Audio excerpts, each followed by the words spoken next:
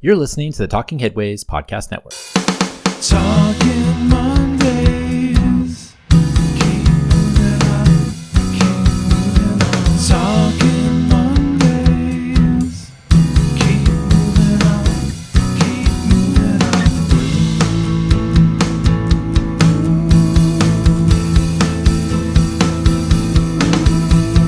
Talking Mondays. Keep moving on.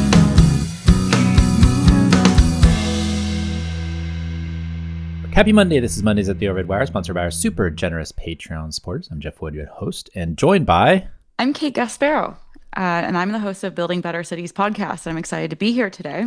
Yeah, welcome. I'm glad to have you here, Kate. And so folks can get better acquainted with you, can you tell us a little bit about yourself?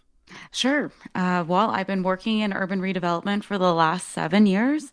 I have a focus in public-private partnerships to take brownfield urban sites and redevelop them into mixed-use walkable communities. Been doing that across the country, and I've been taking those learnings and turning them into a podcast over the last year. So I'm excited to be here, talk about the interconnection of land use and transportation and city policies with you today, Jeff. Yeah. And so tell me a little bit about how you got here. Like, what made you want to start a podcast, and, what's been like doing your show for the last year or so? Yeah. Well, I was realizing that there's a lot of great individual case studies throughout the country where people are looking at their own communities, looking at old dilapidated distribution warehouses or brownfield land, and wanting to convert that into something that makes sense for their communities. And there wasn't really an outlet where we were highlighting those case studies. You see a lot of commercial real estate. You see a lot of these big names from across the country do more conventional real estate development. I wanted to take a look at what are local leaders doing in their own communities to convert underutilized vacant land into better places for people. And so the podcast was a wonderful way to not only motivate the network, but get them engaged in a new way. And it's been a fun way for me to sort of dive into the nuances of each of these development deals and understand how they're put together and how the teams actually converge to create places that are better for people, not cars and not just buildings. Do you have one that's your favorite so far? Yes. I lived in Memphis a while ago, and I was fascinated by the Sears distribution building called Crosstown Concourse today. Is about 1.5 million square feet that they converted from old industrial use into a vertical urban village.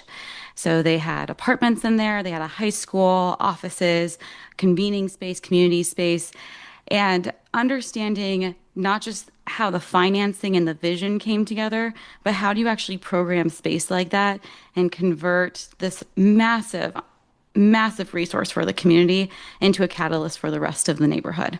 And so I brought on Todd Richardson, who is the mastermind behind that development, and we did an episode together. And it's really inspiring to see people that are not from a real estate development background take a look at their own communities and say, we could do something different here. Yeah, that sounds awesome. Well, so I want to get to the main part of the show, which is where we review the news. But first, I do want to acknowledge kind of what is happening in Minneapolis and other places. And I hope you don't mind me doing this at the start. Not at all. But I think like what ICE is doing, going house to house, breaking into homes without judicial warrants, trampling on Second Amendment rights, those types of things, is clearly unconstitutional. And what leaders of the administration are saying about what is legal is clearly wrong. So people shouldn't be so scared and shot dead in the street for helping their fellow residents. So in my opinion, ICE should leave Minnesota, and frankly, they should be abolished as immigration enforcement, as is a civil matter and not a criminal one. That they are treating it as we should have formats for getting people into the country, making sure the people that are not supposed to be here, not that they're not here, but this is not the way to go about it. And so that's something I wanted to say off the top, because I know that this thing is happening around the country and especially in Minnesota right now. And I would be, it would be amiss to not mention it to start the show. So that's what I have to say about that. I really appreciate you bringing that up. It's been front of mind for me especially since a lot of this organizing is happening in public space, and how we're using our cities to activate organizations in a peaceful way and making sure that everyone's voice can be heard without retaliation from government or federal agents in the streets. So I appreciate you bringing that forward. I don't definitely agree with you. Yeah. Okay. Thanks. Just wanted to lay that out there because I've been struggling with it, how to talk about it, how to, say things about it, just because what's been going on the last year or so since the administration, and I don't know your political leanings and we haven't talked about it before, but for me, as somebody who's deep into city planning and transportation, there's been a lot of stuff that's been happening, especially to organizations and things that I care about. I mean, I was on the advisory board for one of the transportation centers that got their funding cut because quote unquote woke. So, and some of the research that I was reviewing before the funding got cut was how to get people to courthouses to be jurors by using transit. So, if that's that, then that's frustrating. But those types of things have been going on for the last year, and this continues to happen. And so, I just want to make sure that folks that are listening, and most of the folks that are listening, they've been longtime listeners. They know my stance on a lot of things, but I just want to make it very clear my opinions, and I'm glad that you're on board too. Thanks everybody who's ordered the bus and bike. This is kind of a weird segue as well off that serious topic, but thanks to everybody who's ordered bus or bike scarves. If you'd like to order one, just head on over to theoverheadwire.com. The bus scarf is on back order right now. It'll be in 2 more weeks. So folks, if you want to get an order of that, feel free to go to theoverheadwire@gmail.com. And I've been loving the pictures of folks wearing their scarves at events and rallies and out to sports games and things like that. I saw Sam Sklar at a Boston Celtics New York Knicks game with his bike only scarf, green. I guess he was a Celtics supporter if he was wearing the green bike only scarf up behind my shoulder here, if you can see. So I appreciate that. Also, if anything else, patreon.com/theoverheadwire. Also, you can go to theoverheadwire.com and find any of the menagerie of things that we do, including the bookshop site and the Cars Are Cholesterol shirts and those types of things. So appreciate that. This is episode 184. We are live and in session. And also, before we get to the show, I want to let folks know that they can get this podcast wherever you find your podcasts, including iHeartRadio, Spotify, Overcast Podcasts, and of course, Apple Podcasts. So, okay. So the news. This is what we're here for. This is what folks like to listen to on the Monday show. Here are a few stories that piqued our interest from the newsletter over the last few weeks. These are items that were popular in the Overhead Wire Daily, our newsletter that's been going for now 20 years. And so I guess we should start with Blaise Pascal, shall we? Yes. I didn't realize this, so I'm glad that you enlightened me that transit started as a very novel thing in Paris in the 1600s. Yeah, I mean, I wasn't quite aware either. I had known about omnibuses and things like that, but I didn't know the specific details. So how the first urban public transportation system failed. Mathematician Blaise Pascal and partners created a relatively affordable carriage system in Paris that opened in 1662. It found immediate success, but Parliament soon intervened to limit the mixing of social classes on the carriages. This reduced demand, which led to higher prices and ultimately system failure. This was by Keith Van Sickle in France Today. So what did you think about when you learned that, Pascal's triangles inventor was also the inventor of modern transit? Well, it's interesting. There's a lot of these individuals from history that are Renaissance men for the most part. He was literally a Renaissance man. Yes. They're experts in not just math and geometry and astronomy, but also in politics and sociology. So taking all of that and converging it together to find fixed use transit, or I guess these carriages, these 5-penny carriages to get people to commute together and reduce the amount of time that they had to get from point A to point B. I thought it was fascinating. I've seen a lot of these sort of public goods be broken down by class discrepancies. This is not just the only story of that. So it was a tale that's old as time in some ways, but also it's interesting just to see like the evolution and the devolution of these systems. Yeah. And the thing that was interesting to me is, the way that it kind of echoes and rhymes with today's systems, right? Today's transit systems. And you mentioned this, the social classes and the mixing and all that stuff. But, we build these transit systems today. And a lot of times we have a 2-tiered system where we build for cars and then we build for everybody else that's a user of active transportation, whether that's bikes, walking, transit, anything else. And, it shows that when you take certain people out of the system doesn't quite work as well as it should. It was working apparently perfectly fine before the bourgeoisie got upset about having the lower classes that could afford, the 5 pennies to get on this omnibus. But having mixing, and then it turns into a law, and it turns into street fighting, and then it turns into madness. And then the system goes defunct and really isn't reinvented until the 1820s is what I read. That's right. Nantes, Paris, Berlin, Manchester. And so this was like way ahead of its time, and it was foiled by the never-ending fight between the social classes. I think that's a good place to sort of like cap that off. I'm interested to hear like what listeners have to say about that. Of course, theoverheadwire@gmail.com. Feel free to write in and let us know. We love getting letters from folks interested in all these topics. Next up, Care Division joins Los Angeles Metro. LA Metro's Care Division. LA Metro has opened a new care-based services division that will bring together the agency's homeless outreach, crisis intervention, and ambassador programs. The new division will be led by Craig Joyce, a clinical social worker, and will work closely with other divisions that deal with enforcement. In 2024, the agency created the Department of Public Safety that will be fully operational in 2029 with in-house officers and specialists, which include this new division. This was in the Los Angeles Sentinel. So this has been a big discussion since, the idea of police reform has been, discussed since the pandemic. And so I'm wondering what your thoughts are on, creating a care division inside of LA Metro. I actually found a strong parallel with what's going on here in San Diego. Our downtown ambassadors do a really wonderful job of being care focused. And so when they're working with those that are unhoused, they're able to help them get aligned with different resources that are in the area. So it's not necessarily from a metro police standpoint, but from a downtown economic revitalization standpoint. How do we bring in experts and specialists that know how to deal with the whole individual and make sure that they get the resources that they need so that they can prosper and we can get them off the street into more stable housing situation. So I found like a strong parallel there. I've seen it with other downtowns, this care first approach to ensure that people are getting resources, but they're also being connected with family members that they might have been distanced from over time. I think this is in line with, like I said, what police reform should look like, more care-based infrastructure that focus on dealing with the issues rather than confronting them with force, and people that aren't trained to deal with the situation. I mean, training people specifically for social work to deal with this stuff. For the ambassador program, they're trained to focus on giving people directions and making sure they have everything they need to get to their destination safely. Carrying Narcan on them, those types of things. And so I find that that's really interesting that they created this whole new program for safety that isn't necessarily a police department.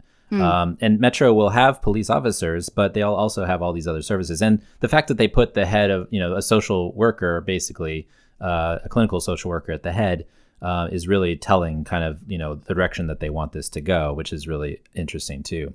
I'll also say like the ambassador program writ large has been successful in Los Angeles. And it's something that, the UCLA Institute of Transportation Studies found that they are actually, advancing a community safety approach towards meeting riders' needs and making a positive contribution to the system according to riders and according to others. And so I find that that's a positive step forward. And with all these agencies trying to figure out how to focus on the problem of homelessness, which they don't really have a direct, reason to deal with other than it's the downstream effects of the housing crisis. Right. It's not necessarily the transit agency's job, but they've found themselves in this position. And so the way that Metro is handling it is really a positive direction in my eyes. I've been having this conversation with my uncle quite a bit. He works LAPD. And so understanding how different parts of the law enforcement agencies are able to respond to different types of situations, especially as we're seeing, as you spoke about in Minneapolis, federal agents aren't necessarily trained in urban environments. And same thing with transit police are not necessarily most trained in how to deal with the unhoused population. So understanding how training and how these specialized organizations can work together to help solve these problems in urban spaces. Yeah, specifically the training for the social issues, right? I mean, the social problems that are going on, the agencies are having to deal with. Because this is something that transit agencies are worried about and they're frustrated about, and also it drives away riders. Makes people feel that they're unsafe on the system, and so they don't decide that they're not going to ride, and which makes the system suffer even more. And we go back to the Blaise Pascal story, right? Yeah. Which is like, if you're pushing people away, you're not getting all of the possible riders that you could, which makes the system worse, which means cuts, which means the death spiral, et cetera, et cetera, et cetera. So I would go as far as to say that this is, it is an investment in social services and in the ambassador program, the care infrastructure, but it's also an investment in future ridership, right? It's that transit connection that makes it important. Exactly. Okay, so next up, do aesthetic concerns drive housing opposition? Research indicates that people are more likely to oppose new construction if they believe it will diverge visually from its surroundings. Still, aesthetics, I made up a new word, aesthetics. Still, aesthetics can be a cover-up for other reasons for opposition, such as animus towards renters or racist and classist beliefs. One new study found a belief that new apartments are ugly to be more predictive of opposition than racial attitudes. This is by Marina Bolotnikova in Vox. You had a strong reaction to this piece. Yes, I've actually seen it pop up all across my socials. And so I dug into the research, and personally, like, I've worked with a lot of real estate developers, a lot of those who are focused on community development. And it seems frivolous at the beginning of a project, but there's a lot of investment that goes into building renderings, building the beautiful pictures that go out to market the project, but also to show the community what the project could be and build vision. And I thought, well, why are we spending so many dollars before we even have a design in place to really sell a vision? And it really comes down to this feeling about aesthetics in the community. How does a project that will be there for decades to come really interplay with the historical legacy design and architecture of an area? How does it look and feel for a pedestrian? How does it look and feel for a family? And so this really gave the quantitative data to back up what a lot of those who work in real estate development, community development have been investing in for a long time, are these upfront vision building concepts in visual form. Do you think that people, as in the study stated, that was done by UC Davis, Chris Elmendorf and the folks there, I'm wondering if, like, you believe that folks really are just NIMBYs to everything that's not like what the thing is in their neighborhood. You could have a 10-story building neighborhood and they'll not want the 20-story building. And you could have a 1-story building neighborhood and they don't want the 3-story building. And it's just like the quote unquote neighborhood character that the NIMBYs have been complaining about since the dawn of time. Do you think that is the crux of what opposition is in a lot of places? Well, I think when you have beautiful pictures that are contextually relevant to these neighborhoods, it's much more difficult to make that NIMBY argument that it just doesn't fit the community character. And so if you can get past that surface level, which is really covering up the rest of the iceberg of what is baked into NIMBYism, then you can start to unpack some of these other concerns that homeowners have. I sort of like to think about it in this way. It's like, I read this one study a while ago, and this might have changed, but the average homeowner is in their home for 7 years because they're selling, they're renting, they're moving. And so when we are building for decades to come and somebody's looking at the short term, the aesthetic short term might be enough to overcome some of the larger trends or changes in the neighborhood that are sort of baked into the rest of the iceberg, Yeah. Do you think that folks, from your experience anyways, like, I find sometimes that even if you have a beautiful rendering, people are still not quite sure because they've seen what happens after the building is built. I hear in San Francisco specifically, like, you have buildings with bay windows and the like, and it's just not quite the same as the rendering or, what actually the buildings around it would look like. It just looks like a not as good version. They didn't put on the gingerbread features or whatever it may be. And it's just a flat panel, copy with a with a bay window instead of this wonderful thing that you showed them early on. Yeah. I think that really comes down to how trust is built and broken between communities and developers. I've been fortunate to work with developers where the rendering does become reality. I've worked most recently in Cleveland, where we were working with two very large companies there to build new public facilities on the riverfront. And the renderings that we showed, there was a lot of debate at over design commission, planning commission. A lot of people came out to speak about the facades, about what they look like. And all of that feedback was incorporated to some degree. And what's being built now is a clear replication of what the renderings were. And that's how you build trust with communities, and that's why it's important that developers have ongoing relationships with the communities they work in. And so I definitely hear you, and there's definitely bad actors out there. I've been fortunate to work with good actors in which they're selling a vision that they can actually implement. Yeah, and I hope folks don't get me wrong. I like the the bigger buildings in the neighborhood, and am frustrated when the NIMBYs, especially around the corner, complained about a 4-story building being across the street from a 4-story building. They're like, it's out of character with the neighborhood. I was like, there's a building across the street, and this building used to be a Kentucky Fried Chicken. So what's the deal? Yes. It's funny because I live right around the corner from the building that really inspired Scott Wiener to focus on this in a more hardcore way, because it was a neighborhood that was opposed to a building that was going to be, a 4-story building, and there was a 4-story building across the street, but they said it was out of the character with the neighborhood, like I recently said. But it just was silly, like the amount of animus and opposition to this building. It was on near a transit corridor, near a bike corridor, and it didn't make any sense to why it would take 10 years to build a building that just, happened to be the same as another building in the neighborhood, which is crazy. The other thing is that, like, in the article talks about this too, is like, folks have mentioned that zoning standards and banks and others are also looking for, a certain return on their investment. And so sometimes designers have to like design with this in this building envelope that gets them the most square footage they possibly can. And so that does something to the way that we see things as well. If it's commodified more than it is something where we think, okay, this is a house where folks are going to live, instead of an investment property that some developer, or investment banker or something down the line is going to make money off of. Yes, I feel pretty passionately about this, that we've created a housing stock and more so a real estate stock that's commoditized. And the way that it earns value over time is by ongoing appreciation, which at times prices people out of the market. So that's how capitalism works, right? The ongoing appreciation of something is how it gets investors in the first place. And so finding a way to balance the upfront investment that's needed to get these projects off the ground with the long-term affordability and accessibility to the community is right at the center of the work that I'm doing and the consulting work that I focus on.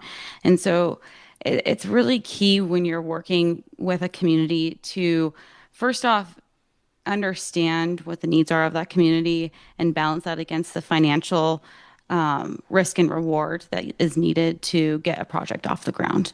I don't know if that answered your question fully, because it's so complicated. Every product type has its own drivers to it, and every neighborhood has its own feel and desires and needs for what the built environment should be responsive to. Yeah. Do you think people should expect change? I mean, we had Ben Schneider on to talk about his book, The Unfinished Metropolis, which came out recently. And, in Euclid versus Ambler Realty, which is the main Supreme Court case that brought us zoning in the 1920s, the dissenting opinion and its opinion of the lower court was that people should expect that things are going to change. And that was kind of the way that people saw things. And we talked to Yoni Applebaum about his book Stuck as well. And what he was saying is that, like, people moved around a lot. They moved around a lot. Things changed a lot. They built a lot of houses, and there was more opportunities for people to get a better place if they wanted one. And so really, Ambler was amber. It stuck everything in amber when they passed that or when they made that decision at the Supreme Court. And so I'm kind of curious, like, what your thoughts are on, like, should people expect change, or should they buy into a neighborhood and expect it to stay the same forever? I think we have to expect change. not just the built environment is changing so much, but the context in which we're living is changing so much.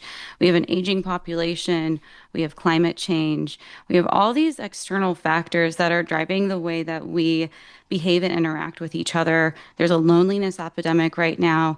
And the way that we think about how we ourselves are evolving as a community requires change to better meet and fulfill the challenges that we're seeing on a daily basis. We have an affordability crisis. We need to change the way that we deliver housing and the built environment and public space so that we can meet and exceed people's expectations as it pertains to affordability of life, quality of life in our communities.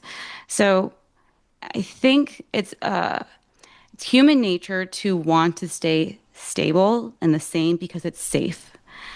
The world doesn't allow for that right now. There's a lot of changing contexts, and the way that we think about our environment to respond to those contexts are one of the easiest levers that we have to solve problems that are showing up and inherent to all communities right now. Yeah.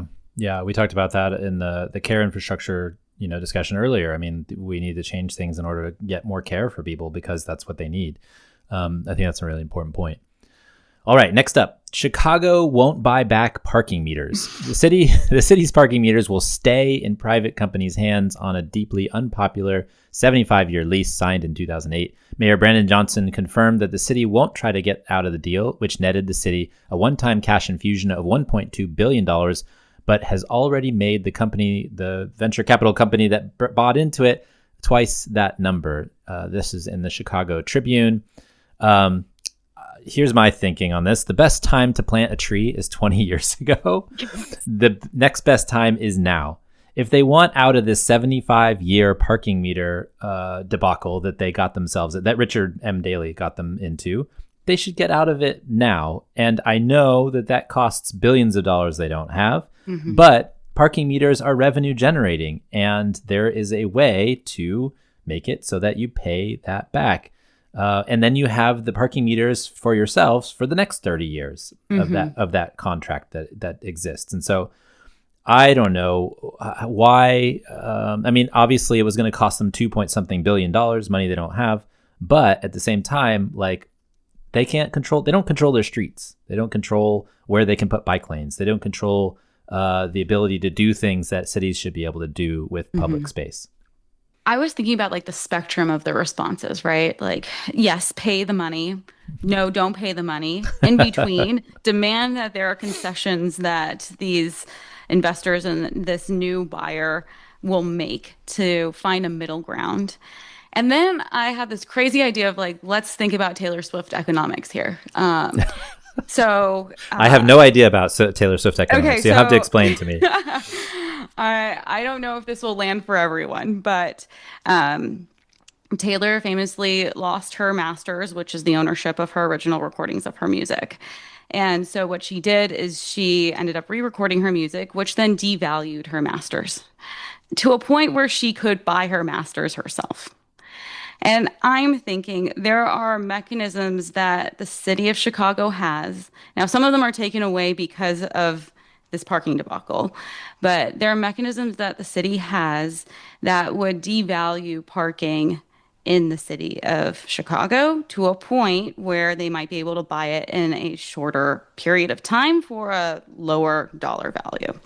So depending on the contract, because apparently the contract says in certain spaces anyway, or certain ways, and I haven't read the contract specifically, but I've seen this said somewhere where basically they're, if they do devalue certain parts of the, parking, by taking something away or whatever, they are in default of the contract or something along those lines. So it depends on how it's done, I imagine, Sure. in that sense. Yeah.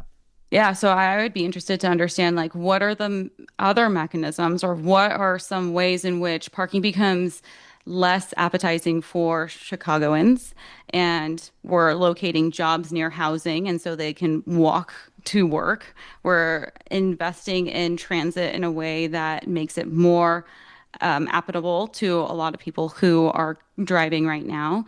So I was just thinking, is there a way that we can find a middle ground between buying and not buying that in a shorter term, because there's 57 years left of this lease, that Chicago can take back these parking assets. Yeah. I think, and then I wrote this down. I was like, I think they should do congestion pricing and figure out a way to like, Yes. let basically charge people to come into the city, and then they gotta pay more to park, and so make it so that it's like painful to drive into the city, like in New York City. Painful, but also helps, right? New York City found that the people sped up, and some people were more than happy to pay the toll because it sped up their commute. Some people saved 30 minutes to an hour off their commute just by the pricing scheme, and so I think that that's possibly a way that they could do things, fix the pricing to getting into downtown and to getting into places where these parking meters are the most popular or Yes. that cost the most, and then go about it that way. And then you're raising revenue. One of my things that I've been thinking about a lot, and in specifically in a place like Austin, downtown is very popular. It's very hard to get into. There's a highway that goes in. The traffic is pretty bad because there's only 2 north-south highways. There's no east-west from a transportation perspective. So they built a toll road around the outside, SH-130. And so what they're thinking about now, and what they're going to do, is they're going to expand I-35 through the downtown and through the central Austin, instead of routing all the traffic around SH-130, which already does this anyways, and switching designations. So if you switch the toll road to 35 and then you switch the free road to SH-130, you would not have to build $6 billion worth of highway. You would generate revenue. You would create a system where you're getting people to go around the city and reducing traffic. And so it would be, and I know that there's a lot of people that don't agree with me on this specifically, but I feel like it would be a very win-win-win situation. And the same thing could happen in Chicago, where they'd implement pricing. They maybe lower pricing for the trains to get into downtown. They maybe have some other system, like you're mentioning, to like figure out how to devalue the parking meter revenue so that they can buy it back eventually and get back their own property. I don't even know how that was legal in the first place, but it happened, and they did it. Yes. I will say, like, this is one of the quote unquote failed public-private partnerships of cities, is this case study of how this huge asset at a time when Chicago was struggling, and they needed to get some cash flow, they sold the parking asset to be able to make that happen. So, it's a challenge that not just Chicago faces, but other cities face as they come across their own cash flow hurdles, is how can we offload public assets to earn dollars today to help service the rest of the city needs. Yeah. Never sell, always lease or rent. Never sell. The property that cities own is valuable, and it shouldn't be sold. All the discussion of the GSA selling all these federal buildings all over the country. I'm like, what are you doing? Like, this is ridiculous. Don't get rid of this pricey real estate. I mean, the vulture capitalists are going around the country looking for businesses like McDonald's or such that have this valuable property because the property is more valuable than the actual business in some cases. I think this is what they did to Greyhound stations. Obviously, the Greyhound service was not as valuable as the stations that they had owned the land for. And so the property values of those getting redeveloped is to many of them. So if the vultures are coming in, then you know that you shouldn't be messing with your property because it's valuable beyond perhaps what you think it is. Frustration of mine. So there's that. I hear you. I feel like public land is such a benefit and resource to communities in the way that it's quote unquote disposed of. It has to be very thoughtful. I mean, it can really come back to bite a city in its butt if they don't really think through the implications of disposing of their public assets. And so I've been a big fan of these long-term public ground leases, and making sure that there are specific ways that the concerns of the community are met through this ground lease, whether that's affordable housing, public space, access to transit. All these things are within a city and an agency's right to sort of term out in how they ground lease land to private entities. Yeah. All right, last one. Red streetlights arrive in Denmark. A suburb of Copenhagen is replacing white streetlights on a road known to be home to 7 species of bats. At least 2 of these species are especially affected by short wavelength light, such as white light. The new fixtures will also be more energy efficient and cost effective. This is by Arezki Amiri in the Daily Galaxy. So what did you think about replacing white lights with red ones? Oh, you know what? I have not really thought too much about this. I was in Austin because you were talking about it earlier Hmm. during October last year, where they have the bats come out and you go on the bat tours and they use red lights to show you where all the bats are. So I knew that this was an inherent part of how you don't harm ecosystems in which we build. So my head originally went to dimmers, and if there's ways in which we can provide or change public lighting to help animals and help the ecosystems where we live. And we also think about other ways that we can reduce the energy needs and also the light pollution needs for humans as well. So I was thinking about dimmers, how our cities being able to be responsive to the environment, not just the natural environment, but also the people environment. Yeah.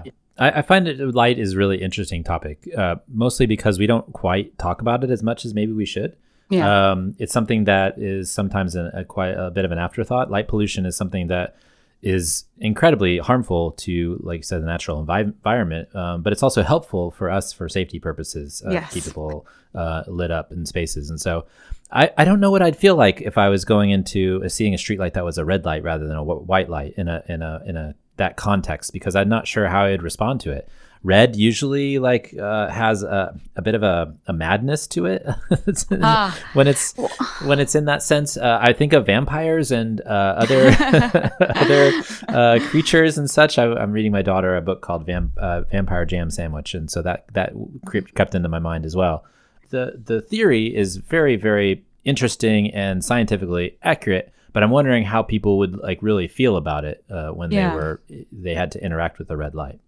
I lived in Detroit and they had a green light program where green lights would flash in major corridors in which there were more public cameras. Just sort of a safety measure that the city implemented, I want to say in 2016, 17. And so this flashing green light was quite I would say like not disturbing, but it was definitely like an interruption in how you're viewing public space, especially if you're driving or if you're on a moving vehicle. Because we've been taught that like these changes in light patterns require response from us, right? You see a light change from yellow to red that tells you to stop. And you see a light change from white to blue, it tells you that a police officer is behind you. So, like, that's sort of if it's like a static red light, I think it's something that we can become accustomed to. Although if you are afraid of vampires, you might need some more time. But in terms of like the changing of lights and that changing our behavior, I didn't feel like that was as big of a hurdle here. Uh-huh. But Yeah, in the yeah. article it talks about color as a nonverbal cue. The choice of red lighting also functions as a spatial marker. In public Hmm. communications, officials and designers have described the red glow as a visible reminder that a given area supports ecologically sensitive species. So if they say this red light is specific to saving the earth, so that's what it means when you see it, then maybe people are more receptive to it. They also said residents and commuters appear to have accepted the change. No visibility issues or negative feedback were reported by the municipality. Yeah, it makes me think of recently this room I'm sitting in now used to be a basement where there was just like no lights at all, and so the architect and the electrician had an argument over what lights should be in here. And the architects won. But I learned something about color resonance and CRI levels. I found that if you have a higher level, it actually helps your brain, because it's not your brain can see the flicker at a certain level, but it can't at other levels, and it's actually really harmful to you if you have a low grade light. And so a lot of people that sit, we always talked about indoor air quality, but then there's indoor light quality too. When you sit in these office complexes and they have the halogen lights or whatever that are flickering, that's actually really bad for like your mental health and and the state of your body. And so I learned a lot about that. And so thinking about that and thinking about, the way that light actually impacts us has been really interesting to think about, especially from this perspective, as thinking about how white lights impact nature. And the light pollution issue is so big because it actually makes plants grow in different ways than they are meant to when it's completely pitch dark. It makes the bats, have different feeding patterns when there's white lights versus red ones because they're used to being so nocturnal. And so there's all these effects on humans, on animals, and just kind of a society in general that we don't really talk about, but they're out there and they should be considered. Well, you had a recent episode where you talked about noise pollution and how reducing noise pollution led to greater land values and property values. And I'm curious if like pollution would do something similar. I mean, I live in an urban area. We have a street light right outside our door, and it just going off all the time is really required us to get different types of window fixtures so that we can have a peaceful night of sleep. And I know that's part of like living in an urban environment, but if there's more sensitive ways in which we light our public spaces, if that would have a similar effect to the noise pollution interventions that you talked about previously. Well, totally. It affects sleep and sleep patterns, and what they talk about LED lights and the blue lighting that comes from the LED versus the kind of the cool warm lighting, the cool lighting versus the warm lighting, right? The blues versus the yellows and the oranges. They actually affects your sleep and can actually impact your health, and so they have public health issue related to that. And so if you have these lights that are too many lights and it goes straight into your window and you can't sleep, then that's a public health problem. So the research is out there on that specifically, and so there's things to be done about it. The other thing is, like, I just bought another light for the outside, and I made sure that it was limiting light pollution. So if you have a hood over the light and it actually faces down, it's not going to go up into the sky, then you can limit the impacts of the light pollution in that way too. And so there's all kinds of different light. I probably should find we did an episode on lighting in transportation with Leni Schwendinger a number of years ago, but probably should circle around and link it think in of the it. notes Yeah, for everyone. for sure, for sure. So that was really interesting to think about that and how transportation policy is related to lighting too. All right. Well, this week and every week, I want to thank our generous Patreon supporters. You guys are awesome to keep the show going by listening and supporting each month. This show and Talking Headways really wouldn't be here without you. So thank you very much. And you can support the show by going to patreon.com/theoverheadwire. $2 a month gets you some stickers and a handwritten note. $10 a month will get you one of our transportation scarves. $1 a month will get you this show without ads, the regular ads anyways. So appreciate everybody who is a Patreon supporter. Listener questions and comments. If you have any comments or questions, feel free to tweet at us or comment on any of the social sites where the podcast appears. You can email me at theoverheadwire@gmail.com. And finally, Puppies and Butterflies. This is part of the show where we talk about something fun or interesting, or maybe it just didn't fit in the other sections. Kate, what's your Puppies and Butterflies for today? I'm going to bring up the one that I wrote to you about because it just continued to be front of mind for me. I've been watching with my husband The Pitt, which just won a lot of accolades at the Emmys. It's if you haven't watched, have you watched it, Jeff? I have not. Okay, what channel is it on, or what it's on a streaming service? I think it's on Amazon. Is it Prime. on Prime? Okay. Not that I support Amazon, but this is a really amazing show. It shows hour by hour an emergency room in Pittsburgh. It is scripted, but it feels like you are in the emergency room with the doctors sort of going through each of these cases. And I have just been so locked in. It's very stressful to watch how fast they go through each of these cases, but it's so soothing to me. And I was reading an article, it just popped up in my feed, and I dug into some of the research behind it. But people are gravitating towards what they call competency porn, which is like watching really capable people solve very difficult problems. And so you would probably experience this if you watched the Great British Bake Off. I don't watch that show. I'm not. I love a Great British Bake Off. That's me. Okay. Yeah, I'm Bake Off love. Yeah, so it's like watching people who are experts and highly trained in their area accomplish heroic things in a short period of time that are very complicated. So I think that's just been front of mind to me. I think that we're sort of inundated with a lot of incompetence right now, and how you work through that and find that there's the other side of the penny is like there are competent people in the world who are solving really complicated problems. And it's nice to see that role modeled in a way that is responsive to human needs. Yeah. Yeah. I tend to go towards the comedies and the Star Wars, I should say, just generally. That's my jam, is comedy and Star Wars. You see Mandalorian in the background. I see Mandalorians. Yeah.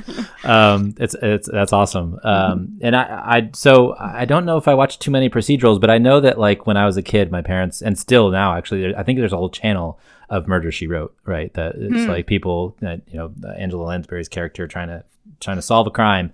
And I feel like that's kind of like through that where they put together the pieces and in the end it makes sense. And so it's satisfying, right, for people to Exactly. solve the crime. My grandma used to read a lot of Agatha Christie and crime novels as well. So I find that that's probably what it is. That's probably actually the idea behind a true crime to a certain extent, if they solve it anyways, but all the background and trying to figure out the details and going through that. That's not me though, I guess, because I'm just like, let's watch something funny. My wife and I watched a lot of we watched through the pandemic, we watched Parks and Rec. We watched the whole thing. We watched the whole thing of the Goldbergs. We watched the whole thing of Brooklyn Nine-Nine. We watched the whole thing of this show that is on British television called Taskmaster, which is just comedians doing silly things. So that and Star Wars shows. So I know that for me, actually, so for my Puppies and Butterflies is that we just got the trailer for Maul, which is the next animated show from Lucasfilm, which covers Darth Maul, who is a very popular character in Episode 1, but also throughout the Clone Wars cartoon featuring Ahsoka and also the other animated shows that we've seen. So I'm excited for that. It's going to be like, he's just like a fascinating character from the standpoint of just like how evil he is, but also how right he is in many respects, like how the empires must be taken down and things like that. So it's going to be hard to watch that show, and it'll probably be some rhyming with current day. Maybe not as much as Andor, but Yes. but I think that will be a fantastic show. And if folks aren't, and I know a lot of folks here that listen to the show like the Star Wars shows as well, because I get notes from folks. But I hope that we also get to see all the cool designs for cities that they all have. Oh my gosh, So, yes. I love that part too. My friend Jeff came on the show. We had a whole show, a Talking Headway show about like the cities and the transportation and the urban planning of Star Wars. And there's so much, especially if you go into all the books and stuff. So I'm looking forward to see this new one has apparently that's set in a city that's in a crater. So we'll see how that comes out and how they design that. So I'm excited for that. Okay, well, where can folks find you if you wish to be found? If I wish to be found, I generally wish to be found. So, Some people don't. Some people want to stay in the side, in the shadows. yeah.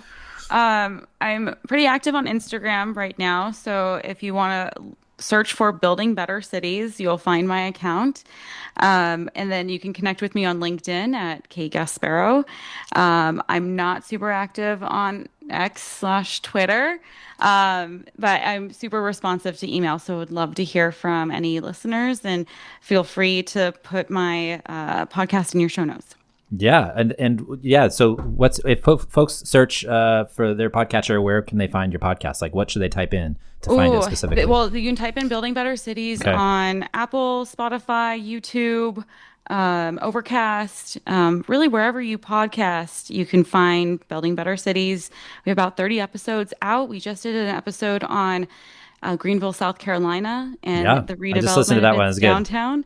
Yeah, very excited about that. I have an upcoming episode on sustainability in the built environment and how to overcome frictions as you work with communities and building operators who are resistant to anything that is green or sustainable. So that was a really helpful conversation for myself, and I hope it's helpful for other people. Yeah, I'm sure it is. Well, you can find me on Blue Sky, Mastodon, LinkedIn, Instagram, sometimes Threads, Substack, YouTube, and of course on my website. And in your inbox every morning if you sign up for the 20-year-old newsletter. Flickr, you can find me at Transit Nerds. Everything else is at The Overhead Wire. Thanks for joining us at Mondays at The Overhead Wire. Thanks, Kate, for coming on the show. Oh my gosh, Chef, it's been a pleasure. Thank you so much. Yeah, thank you. And thanks to our generous patrons for sponsoring this week's podcast. We'll see you next time. Talking